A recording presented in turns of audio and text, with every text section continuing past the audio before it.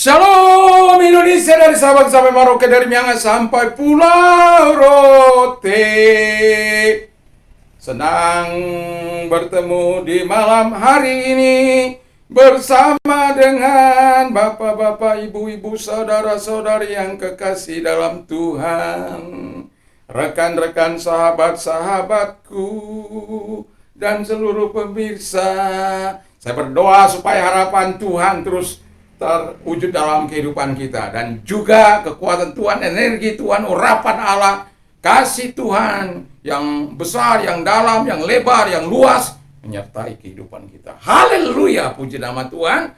Dan sebagaimana janji saya di pagi hari, saya sudah katakan akan membawa tentang Elifas juga, yang ini asal ngomong ya. Nah, Oke, saya akan bawa di dalam Ayub 4 ayat yang ke 17. Mungkinkah seorang manusia benar di hadapan Allah? Ayub 4 ayat 17 sampai 21. Mungkinkah seorang manusia benar di hadapan Allah? Mungkinkah seorang tahir di hadapan penciptanya? Sesungguhnya hamba-hambanya telah dipercayainya, malaikat-malaikatnya pun didapatinya tersesat. Lebih-lebih lagi mereka yang diam dalam pondok tanah liat, yang dasarnya dalam debu, yang mati terpijak seperti gegar. Di antara pagi dan petang mereka dihancurkan, dan tanpa dihiraukan mereka binasa untuk selamanya. Bukankah kemah mereka dicabut, mereka mati, tetapi tanpa hikmat. Ini itu sebabnya saya katakan kita perlu ketika jadi tema masih tetap yang kedua, ya, jadilah penolong yang baik, ya. Jadi kalau orang sedang mengalami penderitaan, kita tahu di dalam kesusahan, apalagi sahabat kita, keluarga kita, teman kita, handetolan kita, ya, tentu kita sebagai orang yang dekat kepada mereka, mungkin kita tidak bisa memberikan uang kita, harta kita, dan lain sebagainya. Tapi setidak-tidaknya kita bisa menyampaikan kata-kata kita yang berdasarkan kehendak Allah. Dan kalau kita lihat di sini bagaimana kejamnya dakwaan dari Elifas. Kalau kita lihat, saya akan bacakan, nggak usah saya bacakan, bahwa dikatakan oleh firman Allah bahwa Ayub ini adalah orang yang benar, orang yang saleh, orang yang jujur, orang yang takut akan Tuhan, dan orang yang menjauhi kejahatan. Dan kalau itu ada dalam hidupnya, berarti dia adalah golongan orang benar di hadapan Allah. Tetapi konsep pemikiran dari Elifas yang sangat melenceng. Yang mana itu? Di pasal, saya mau katakan, saya akan sebutkan dulu bagi kita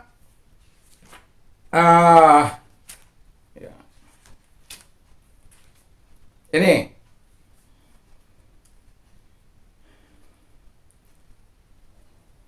Tiga kekeliruan Elifas dalam memberikan pendapatnya. Yang pertama, dia berpendapat a good person, an innocent person never suffers. Jadi pendapatnya bahwa orang baik itu atau orang yang tidak berdosa itu tidak akan pernah mengalami penderitaan. Apa iya tidak akan pernah menderita? Apa iya tidak pernah Anda menderita? Itu sebabnya dikatakan di ayat yang kelima 17. Mungkinkah seorang manusia benar di hadapan Allah? Mungkinkah seorang tahir di hadapan penciptanya? Karena apa? Dia telah menghakimi Ayub bahwa engkau berdosa. Tidak mungkin kalau engkau benar, kalau engkau orang baik, kalau engkau perhatikan janda-janda, keluargamu, pegawaimu, tidak akan mungkin bencana ini datang kepadamu. Nggak ada istilahnya itu. Orang baik itu menderita, nggak ada istilahnya. Orang berdosa yang tidak berdosa menderita, nggak ada istilahnya itu. Apa ya? Firman banyak kali mengatakan kalau kita menderita oleh karena nama Tuhan, itu adalah roh kemuliaan Allah sedang turun. Tapi memang kalau dia hanya memotong sikap dari Tuhan separuh, istilahnya begini. Kalau Tuhan katakan kalau engkau melakukan dosa, maka engkau akan mengalami penderitaan. Aku ingatkan engkau tidak mau satu kali, dua kali, tiga kali, empat kali. Kita lihat Ahab yang bersama istrinya Isabel melakukan hal yang jahat, membuat tempat-tempat perselisihan di rumah ibadah, dan melakukan apa yang jahat di mata Tuhan, melakukan penyembahan, dan mengambil harta rakyatnya semena-mena. Dan pada akibatnya Tuhan menghukum dia kepada rakyat dan rakyatnya. Bagaimana Tuhan menghukum tidak datang hujan selama 3 tahun 6 bulan kalau tidak dikatakan oleh Nabi Elia. Dan itu terjadi sampai Elia mengatakan turun hujan, maka turun hujan. Kita masih ingat bagaimana Ahaz yang diingatkan oleh Tuhan, jangan persembahkan anakmu kepada dewa-dewa, tapi dia persembahkan, jangan engkau melakukan penyembahan di pohon-pohon besar, di batu-batu besar, atau di sungai-sungai, atau di mana-mana. Jangan kau lakukan itu. Hanya berbuat bakti kepada Allah. Tapi dilanggar, dia dibuang sampai ke Babel. Juga Manase, dan dia udah dibuang, gak mau bertobat juga. Manase juga begitu. Diingatkan supaya jangan melakukan yang jahat di mata Tuhan. Dia juga tidak mau. Dia tetap melakukan bahkan lebih jahat. Jadi dia melakukan hampir sama jahatnya ini dengan Ahab. Tapi di pembuangan dia bertobat dan dia dikembalikan posisinya sama Tuhan. Haleluya. Jadi kalau sampai di situ memang benar. Tapi Tuhan nggak berhenti di situ. Tuhan tidak hanya berkatakan kalau engkau benar, kalau engkau hidup suci, hidup takut akan Tuhan, bukan berarti penderitaan tidak boleh datang kepadamu. Bukan, nggak ada Tuhan katakan itu.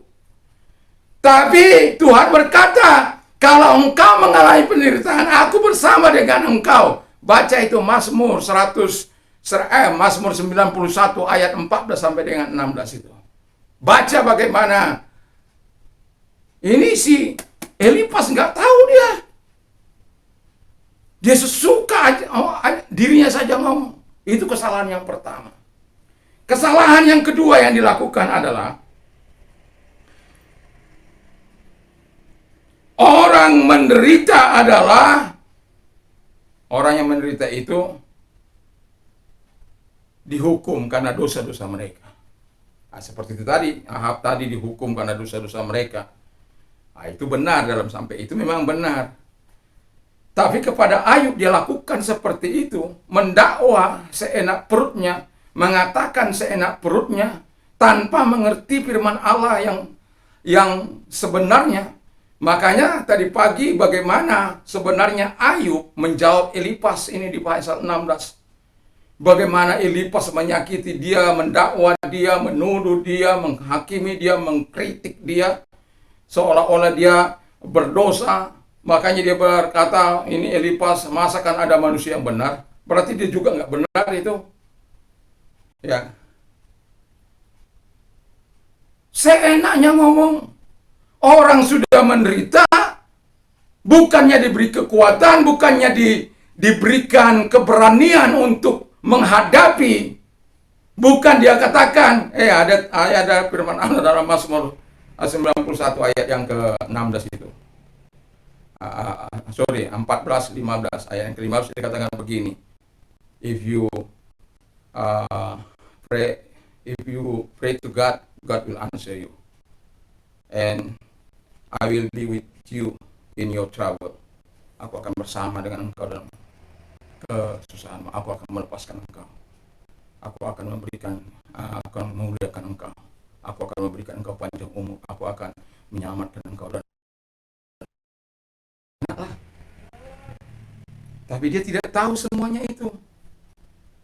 Tapi sesuka-sukanya Anda menderita, Itu karena hukuman.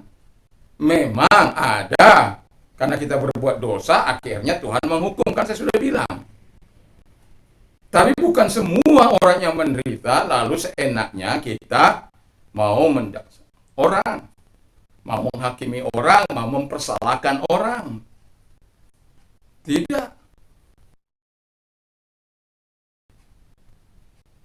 Itu pendapat yang keliru. Pendapat yang keliru. Karena yang mengalami kehidupan itu adalah Ayub. Alkitab aja, Allah saja sudah bilang, dikatakan dia saleh.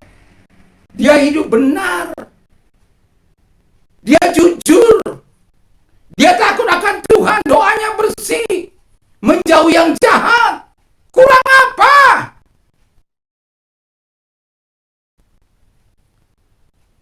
Makanya Elifaz dihajar oleh Tuhan di pasal 42 itu. Mereka akan Tuhan hancurkan, mereka akan dihukum oleh Tuhan kalau mereka tidak membawa korban 7 ekor lembu jantan, 7 ekor domba. Kalau mereka tidak bawa menjadi korban bakaran, dan doanya harus yang mendoakan. Haleluya. Saya senang kata-kata Ayub di pasal 42. Coba saya baca ya. Aduh, ini saya senang itu. Jadi kalau kita salah terperangkap dengan kata kita, mari kita lakukan seperti Ayub. Ayat yang kelima dan keenam. Hanya dari kata orang saja aku mendengar tentang engkau, tapi sekarang mataku sendiri memandang engkau. Oleh sebab itu aku mencabut perkataanku, dan dengan menyesal aku duduk dalam debu dan abu. Haleluya. Itu dah. Nah, kemudian di pasal 38 sampai 41 ini, Tuhan ngomong kepada Ayub bahwa dia memang benar. Ayub itu benar. Yang membuat dia terjerumuskan itu karena dakwah teman-temannya, sehingga Ayub itu mempertahankan dirinya. Aku nggak berdosa. Aku nggak salah. Aku hidup benar di hadapan Tuhan. Tapi Tuhan menghajar aku. Karena Tuhan tidak memberitahu aku akan menghajar engkau, Ayub. Nggak diberitahu. Tuhan mengambil apa yang diberikannya kepada aku. Tuhan semena-mena terhadap aku.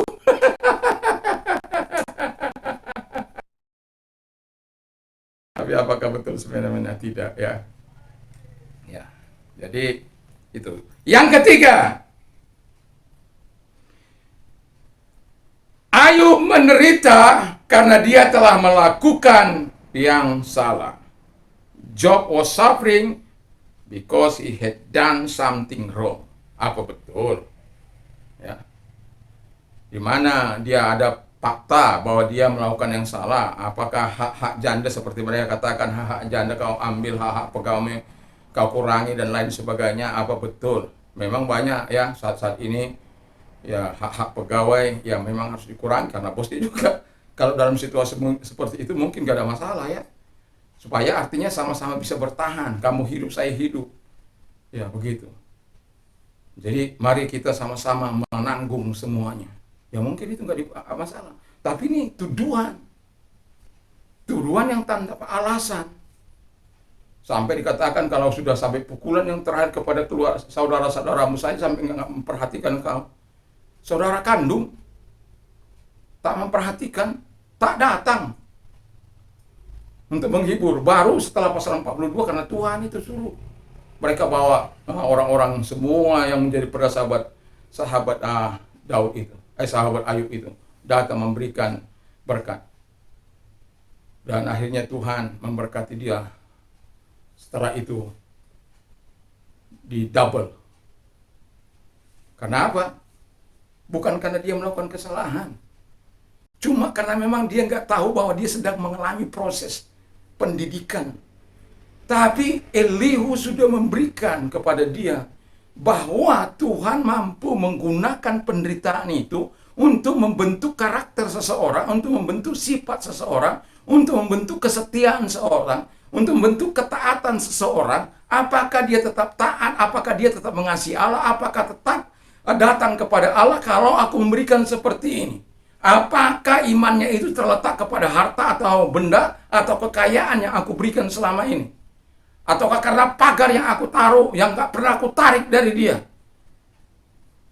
Apakah itu imannya diletakkan di situ? Ternyata enggak itu. Dengan telanjang aku datang, dengan telanjang aku pulang. Ini kan karena ulahnya si setan ini. Setan dalang dari semua ini. Iya sih, kau berkati dia kau. Coba tidak.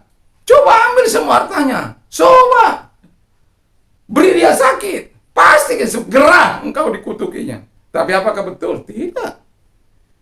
Tak ada satu pun. Setelah dia mengalami itu, dia tidak mengutuki Tuhan. Dia tidak mempersalahkan Tuhan. Tapi setelah sahabat-sahabatnya ini membuka suara mereka, dan akhirnya dia terjerembab dalam kata-katanya, yang pada akhirnya seperti menyalahkan Tuhan. Kenapa Tuhan beri aku masa yang seperti ini? Kenapa Tuhan memperlakukan aku semena-mena? Mengapa Tuhan?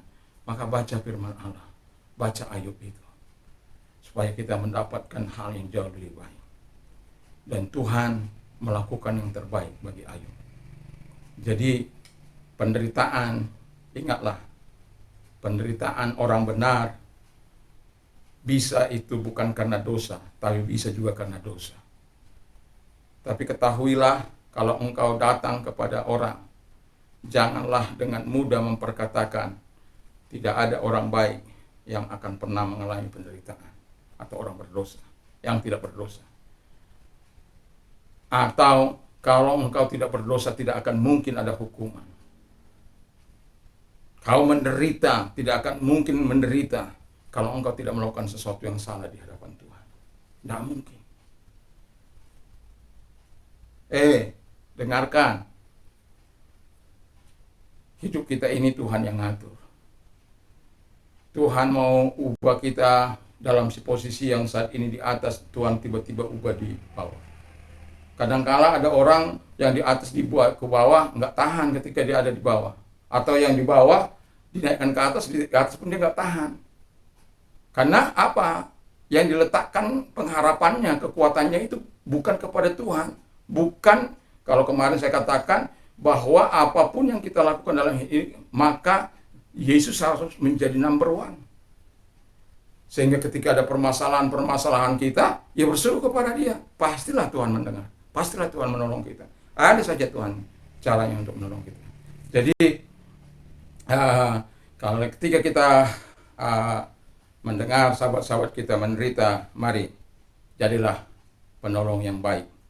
Jangan memberikan pandangan-pandangan yang keluar dari firman Allah, yang tidak utuh pengajarannya.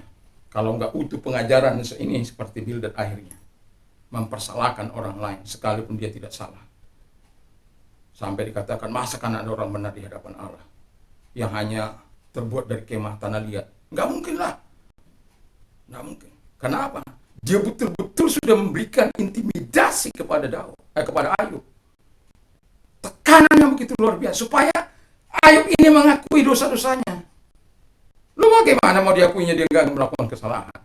Makanya dia di pasal 16 itu dikatakan, aku nggak melakukan yang lalim.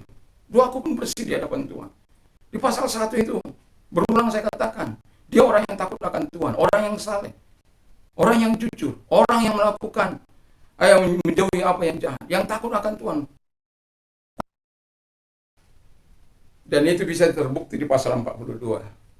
Dan apa yang dikatakan oleh Elihu, bahwa penderitaan itu Tuhan pakai untuk Ayub, untuk membentuk karakternya, imannya, dan supaya apa? Dia naik ke level berikutnya. Tadi kan dia dari level 1, jadi naik ke level 2. Di level 1 hartanya saya catat di sini 7 anak, 3 perempuan. Tidak disebutkan tenggang apa-apa. Kalau di dalam apa itu disebut 7.000 menjadi 14.000 kambing domba, ya 3.000 menjadi 6.000 unta, 500 menjadi 1.000 lembu, beban.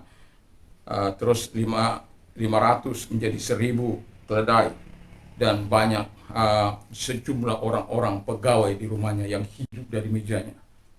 Haleluya. Jadi luar biasa Tuhan itu. Jadi kalau engkau bisa melewatinya seperti Daud, makanya ya kita bersyukur ada Elihu yang bisa mengingatkan Daud supaya dia ingat. Setelah Elihu baru Tuhan ngomong sama Daud.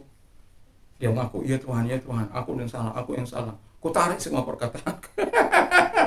Yang nggak benar itu ku tarik Tuhan. Yang menyalahkan engkau ku tarik Tuhan. Ku tarik semua perkataan. Aku menaruh debu ya di atas kepalaku. Itu tanda penundukan yang sesujud-sujudnya kepada Tuhan. Dengan kesadaran yang tinggi bahwa dia betul-betul menarik segala perkataan yang sudah diucapkannya. Dan itu sebabnya kita lihat bagaimana Tuhan akhirnya mendatangkan berkat kepada dia. Jadi datanglah kepada orang yang sedang menderita dengan kata-kata yang tepat, supaya Tuhan Yesus memberkatimu. Mari kita tunduk kepala dan kita berdoa. Kami bersyukur, kami berterima kasih kepadamu Tuhan. Berkati firman-Mu, berkati bangsa dan negara kami, pemerintahan, presiden dan wakil presiden diberkati oleh Tuhan. Tuhan tolong semuanya, juga Tuhan Yesus, juga gereja Tuhan dapat menyampaikan suara kenabian. Gereja-gereja Tuhan dimanapun ada Tuhan berkati. Gereja Pentakosta dimanapun ada Tuhan berkati. Seluruh anak bangsa dari Sabang sampai Merauke diberkati oleh Tuhan. Yang sakit, Bapa, dalam nama Yesus mari Engkau sembuhkan mereka yang sakit, seluruh kelemahan-kelemahan mereka.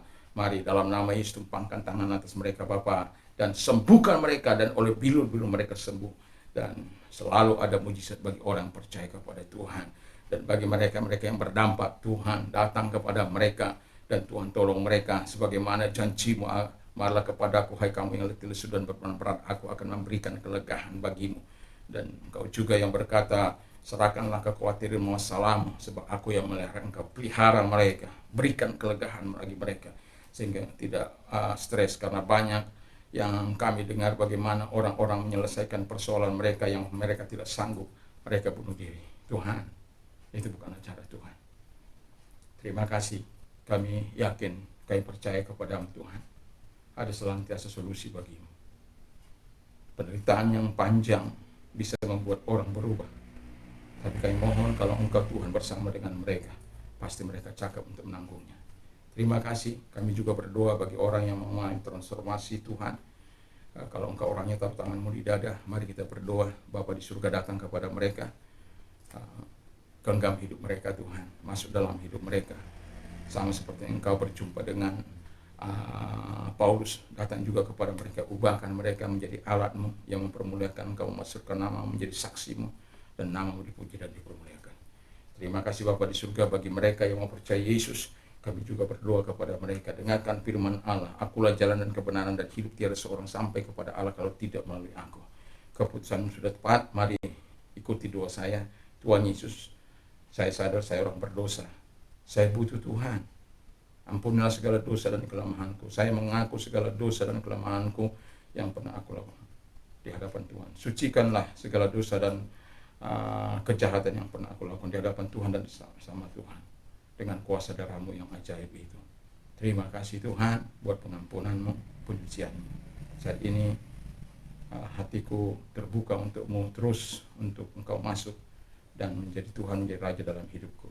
Dan saya percaya saya sudah mendapat hidup kekal dari Tuhan, dan kemuliaan kuberikan kepadamu dan menjadi warga negara surga. Terima kasih, kami bersyukur dalam nama Yesus. Kepada orang-orang muda, biar orang-orang muda semua adalah orang-orang muda yang takut akan Tuhan, orang-orang muda yang mempermuliakan Engkau, orang-orang muda yang menjauh segala jenis kejahatan, tapi melakukan apa yang terbaik dalam hidup mereka dengan belajar, dengan bertekun, dengan membangun integritas dan karakter mereka di dalam Tuhan. Sama seperti Sadrak, Meshach, Abednego, Daniel, banyak lagi tokoh-tokoh dari firman Allah yang bergerak dalam pemerintahan, yang bergerak dalam bidang rohani. Ada Samuel, ada Yesaya, ada Yeremia, ada Paulus dan lain sebagainya.